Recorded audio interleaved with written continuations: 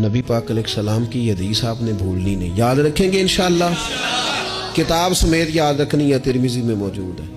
हुजूर सल्लल्लाहु तआला अलैहि वसल्लम फरमाते हैं, हज़रत अबू हुरैरा रावी हैं, नबी पाक फरमाते हैं अल्लाह की बारगाह में दुआ से ज़्यादा कोई इज्जत वाली और तकरीम वाली चीज़ है ही कोई नहीं।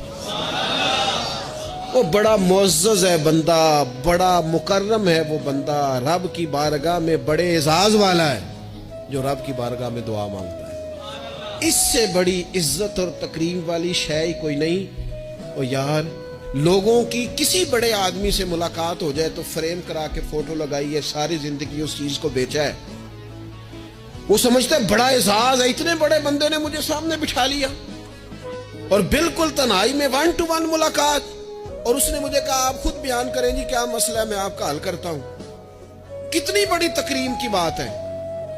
तो अगर कोई दुनियादार बड़ा आपको और मुझे सामने बिठा ले तो लोग समझते हैं बड़ी तकरीम की बात है। और जिसको रब कहे आ और मांग मुझसे, वाइज़ा साला का इबादी अन्नी फइन्नी करीब उजीबु दावत दाई इज़ा दान।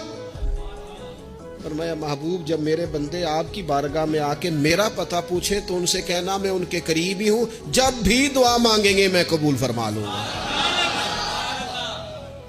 मुंह ना मांगे, खुल के मांगे, अल्लाह से राज राज के मांगे, सुबह शाम मांगे, कमाल मांगे, और मालिक के हुजूर सवाल करें तो करते जाएं तो इज्जत बढ़ती जाएगी, वकार बढ़ता जाएगा।